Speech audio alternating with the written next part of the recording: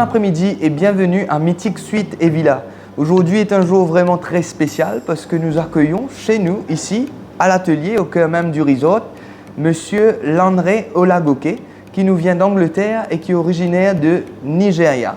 Alors, Monsieur Lanre, célèbre peintre, je vais lui laisser vous dire quelques mots déjà de sa peinture qu'il nous fait un grand cadeau et qui sera exposé ici même au restaurant de l'atelier.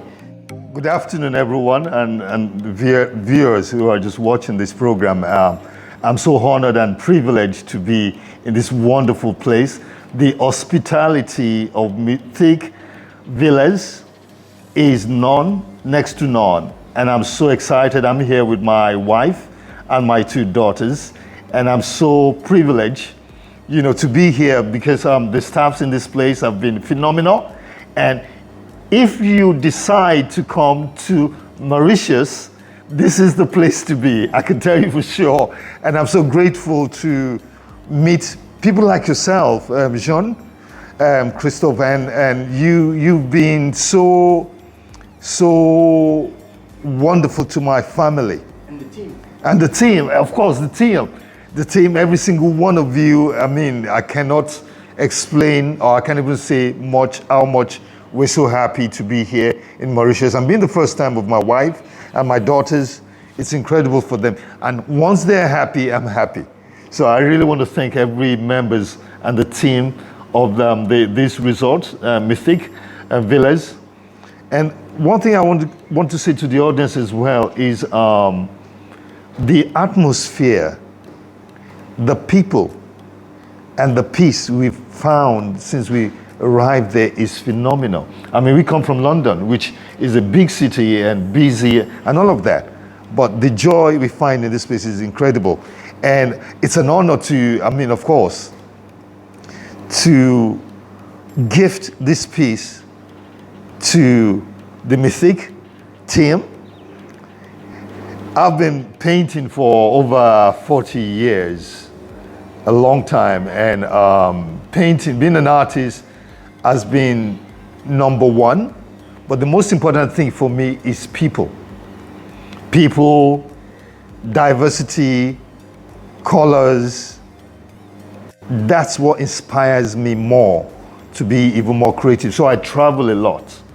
I come from a background where I used to be on the streets. I used to be a drug addict, and I used to sleep on the street. And that's my background. And it took a while for me to understand people. But I found out the real people who helped me were from the street, understanding me.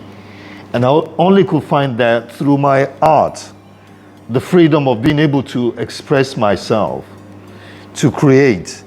And when I met with this organization, which I'm sure I can't remember the name, they're here in Mauritius, with young people, they work with young people. I met with them and they work with young people. I saw all the volunteers and they are giving relentlessly their time to support the youth, our youth in the community. I think you're speaking about Caritas of Congo. Caritas of Congo. Caritas Yes. of Congo. Of Congo. Yes. Yes. Caritas of Congo. Of Congo. Congo. Sorry. But when I met them, I saw all this youth and I realized that this is my connection to Mauritius.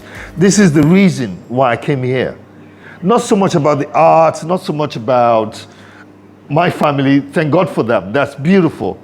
But I connected to these young people because I could see myself in them.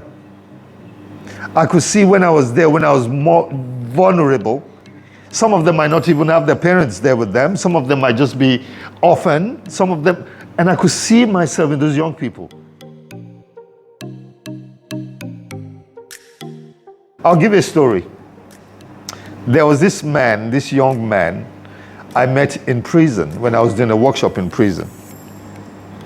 And I was sitting down talking to him, and I said to him, he doesn't like art, but because he wants to come out of his cell, he comes to the art class. He decided to just come. And I gave him tools to use, just paints and brushes and canvas. I started painting. I said, what would you like to paint? What's in your mind? He said, or where would you like to be? He said, I would like to be in the sun, a beautiful place. I said, try and express that any way you want to express that. He started doing that painting. He started doing it. When he finished, it became very dark. He said, I told you I don't want to paint. I don't want to do it. I said, it's okay. But the joy, what I told him, this is a beautiful work. He said, well, this cannot be beautiful. I said, it is beautiful. He said, why are you saying it's beautiful? I said, first thing you did was you overcame the fear of just painting. That's a fear sometimes, because you said, I can't do this, I can't do this. But the joy is the mere fact you let it out. It's not inside, you let it out. It doesn't matter if it's beautiful, it doesn't matter if it's dark, it doesn't matter if it's whatever. The mere fact you brought your emotion and you express it there, that's the joy. That's the joy. I said, that's what saved me. When I was on the street, when I was a drug addict, I didn't know where to express myself apart from the canvas. So the canvas became my victim. Then the brush became my weapon. So all my pain, the canvas was taking it. It was taking it. Not knowing that was where the therapy came from. So I had no desire for drugs anymore. So my desire was for paints and art, because anytime I paint, the joy that comes out of that is priceless. The release, the beauty of emptying the pain I'm going through. This is a lot of energy. So, Coming out of the brush. yeah, exactly.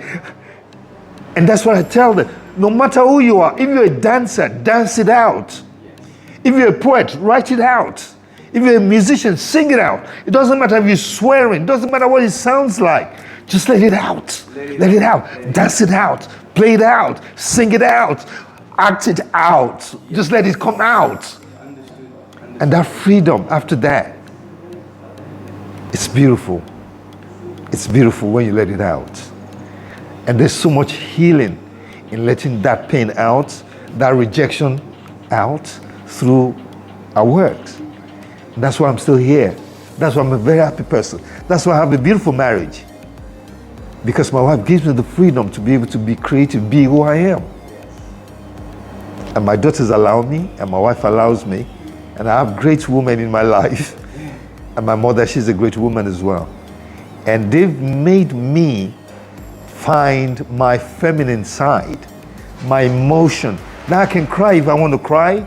I can laugh if I want to cry. I can be vulnerable if I want to be vulnerable. And that brings so much balance.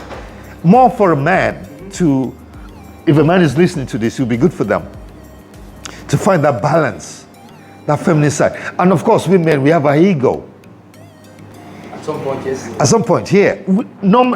Human, we are human. Yes, we have it. Men, we have that. Women are very emotional. That's them. They're carriers. They're carriers. They can carry things. They can keep things, because that's how the body is made. They keep things.